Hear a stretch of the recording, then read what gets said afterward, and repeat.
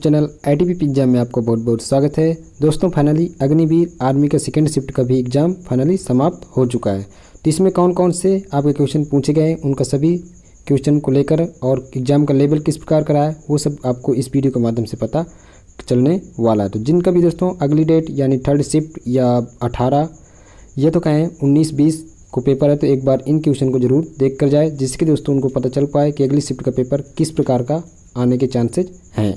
तो चलो बिना किए हुए देर आपको क्रम बाय क्रम से क्वेश्चन दिखाते हैं और आपको बताते हैं। तो जो भी चैनल पर अभी पहली बार विजिट करें तो प्लीज़ चैनल को सब्सक्राइब जरूर करें और वीडियो को ज़्यादा से ज़्यादा लाइक करें। तो चलो क्रम बाय क्रम से आपको बताते हैं।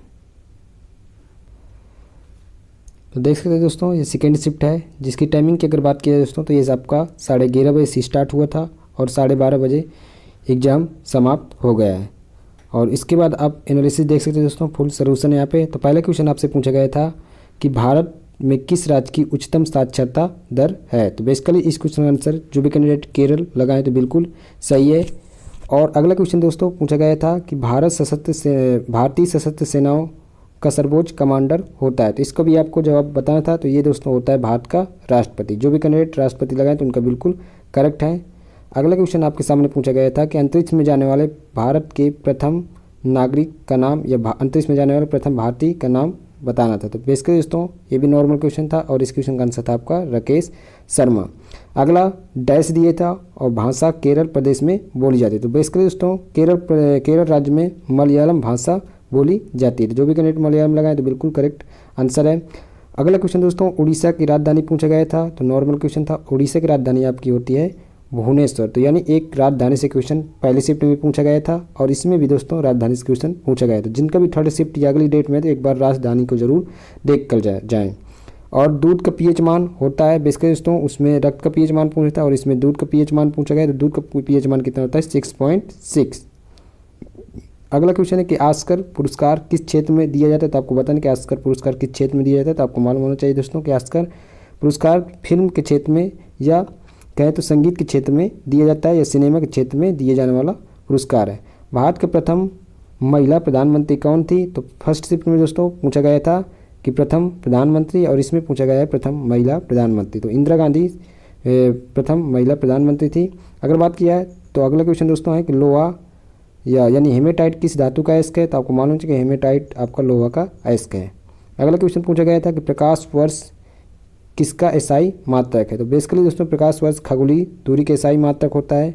नेक्स्ट क्वेश्चन आपसे पूछा गया था कि बैरोमीटर का प्रयोग किया जाता है। तो बेसिकली दोस्तों बैरोमीटर का प्रयोग वायुमंडलीय दाब मापने के लिए किया जाता है। अगला क्वेश्चन पूछा गया था कि भारत के गृह मंत्री का नाम। बेसिकली दोस्तों इसमें जो विकल्प अकॉर्डिंग बता रहे हैं कि ये भारत के प्रथम गृह मंत्री का नाम न पूछकर जो वर्तमान में हैं उनका यहाँ पे नाम पूछा गया है। जबकि दोस्तों क्वेश्चन में यहाँ पे वर्तमान लिखना चाहिए बट टाइपिंग मिस्टेक है। तो इसका आंसर होगा दोस्तों वर्तमान का यदि पूछा है तो आपका होगा आंसर अमित शाह जी वर्तमान में है। अगर प्रथम पूछता तो होता है आपका दोस्तों लाल बहादुर शास्त्री। अगला क्वेश्चन था लाल रक्त कोशिकाओं का जीवन काल कितना होता है। तो बेसिकली दोस्तों लाल रक्त कोशिकाओं का जीवन काल होता है 120 दिन। अगर श्वेत रक्त काल की अगर बात करें श्वेत रक्त के जीवन काल कितना होता है कोशिकाओं का तो वो होता है दोस्तों 3 से 4 दिन। अगला क्वेश्चन पूछा गया था कि लखनऊ किस नदी किनारे स्थित है। तो बेसिकली दोस्तों लखनऊ आपको पता है कि लखनऊ आपका गोमती नदी किनारे स्थित है। अगला क्वेश्चन आपसे पूछा गया था कि भारत और चीन के बीच कौन सी रेखा विभाजित करती है, यानी भारत और चीन के बीच कौन सी रेखा का निर्धारण किया गया है। तो बेसिकली दोस्तों इसका नाम है मैकमोहन रेखा। नेक्स्ट क्वेश्चन है क्वेश्चन नंबर 16 कि लोकसभा का सदस्य बनने के लिए न्यूनतम कितनी आयु होनी चाहिए। तो बेसिकली दोस्तों अगर लोकसभा का जब भारत के प्रधानमंत्री का चुनाव यदि लड़ना है तो आपकी उम्र होनी चाहिए 25 ईयर यानी 25 वर्ष। जबकि दोस्तों राष्ट्रपति उपराष्ट्रपति या राज्यपाल का चुनाव लड़ने के लिए आपकी उम्र होनी चाहिए 35 वर्ष। अगला क्वेश्चन पूछा गया था कि किस विटामिन की कमी से सूखा रोग होता है। तो बेसिकली दोस्तों विटामिन से भी एक क्वेश्चन फर्स्ट शिफ्ट में पूछा गया है। तो आपको विटामिन बी देखकर जाना है और विटामिन डी की कमी से आपका सूखा रोग होता है जिसे रिकेटस के नाम से भी जानते हैं। अगला क्वेश्चन नंबर 18 आपसे पूछा गया था कि विक्टोरिया मेमोरियल कहाँ पर स्थित है। तो विक्टोरिया मेमोरियल बेसिकली दोस्तों ये कोलकाता शहर में स्थित है। अगला क्वेश्चन पूछा गया था आपका कि चिल्का झील कहाँ पर स्थित है। तो चिल्का झील आपकी स्थित है दोस्तों उड़ीसा में जो भारत की सबसे खारे पानी की झील है। अगला है कि अगले क्वेश्चन पूछा गया दोस्तों पुस्तक से कि इंडिका नामक पुस्तक के लेखक कौन है? तो बेसिकली दोस्तों इंडिका नामक पुस्तक के लेखक है मैगनीज। तो इसका आंसर था मैगनीज। अगला क्वेश्चन पूछा गया था कि ओजोन गैस का सूत्र होता है, तो ओजोन गैस का दोस्तों सूत्र होता है O3। तो आपका ये भी आंसर सही था। एक क्वेश्चन दोस्तों, मुगल वंश के संस्थापक कौन थे? तो आपको मालूम है कि मुगल वंश के संस्थापक थे आपके बाबर। तो इस क्वेश्चन का आंसर जो भी कैंडिडेट बाबर लगाए तो बिल्कुल करेक्ट है। अगला क्वेश्चन दोस्तों, पृथ्वी का उपग्रह है, तो पृथ्वी का उपग्रह है दोस्तों एकमात्र उपग्रह है जिसका नाम है चंद्रमा यानी मून। अगला क्वेश्चन आपसे पूछा गया था कि 10 दिसंबर, यहाँ पे 10 दिसंबर पूछा गया दोस्तों, यहाँ पे टाइपिंग में थोड़ा सा मिस्टेक हो गया। 10 दिसंबर को कौन सा दिवस मनाया जाता है? तो प्रतिवर्ष दोस्तों 10 दिसंबर को मानव अधिकार दिवस के रूप में सेलिब्रेट किया जाता है। अगला क्वेश्चन आपसे पूछा गया था कि बिहू किस राज्य का परंपरागत नृत्य है? तो आपको बताना है कि दोस्तों बिहू किस राज्य का परंपरागत नृत्य है, तो ये है आपका असम का। तो आपको दोस्तों नृत्य से जो भी है आपको देखकर जाना है कि कथकली केरल का है, मोहिनीअट्टम केरल का है, भारतनाट्यम तमिलनाडु का है और कथक उत्तर भारत का है। एक क्वेश्चन दोस्तों मुद्रा से बन रहा है, तो अगली शिफ्ट वाली मुद्रा को ध्यान दें कि अगल बगल जो पड़ोसी देश हैं भारत के, तो उनकी मुद्रा जरूर ध्यान दीजिएगा। तो पूछा गया इसमें कि दोस्तों नेपाल की मुद्रा है, तो आपको मालूम है कि नेपाल की मुद्रा क्या है? गुलट्रोम। जैसे बांग्लादेश की मुद्रा दोस्तों टका और म्यांमार की मुद्रा की अगर बात करें तो वो है आपकी दोस्तों क्यात। तो अगर आप बात करें दोस्तों मैथ के कैसे क्वेश्चन पूछे गए, तो मैथ में दोस्तों एवरेज से क्वेश्चन पूछा गया है, तो एवरेज से दोस्तों एक क्वेश्चन पूछा गया है। वहीं अगर बात की जाए कि टाइम एंड वर्क से क्वेश्चन कितने पूछे गए, तो एक टाइम एंड वर्क से 1 से 2 क्वेश्चन पूछे गए हैं।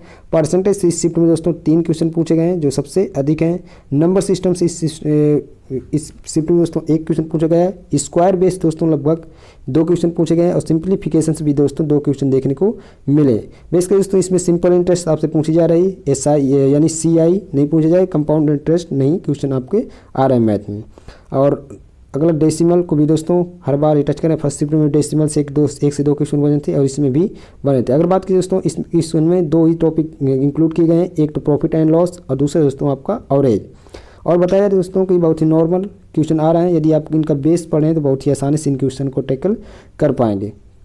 अगर बात की जाए दोस्तों रीजनिंग में कहाँ से पूछे गए सेकंड शिफ्ट में, तो दोस्तों रीजनिंग में सेकंड शिफ्ट से डायरेक्शन से क्वेश्चन नहीं बना, जबकि विषम से बना है और रक्त संबंधित यानी रक्त समूह से बना है कि संबंध से, और विलुप्त संख्या से एक क्वेश्चन बना है और वर्गीकरण से एक क्वेश्चन दोस्तों बना देखने को मिला है। और घन से संबंधित कुछ घन का सीरीज दिए थे कि 3 है दिए, फिर इसके बाद 9 और इसके बाद 27, तो इस तरह कुछ सीरीज बने थे जो घन से रिलेटेड बन रही थी। तो ये थे दोस्तों फुल एनालिसिस सेकेंड शिफ्ट का 17 अप्रैल का।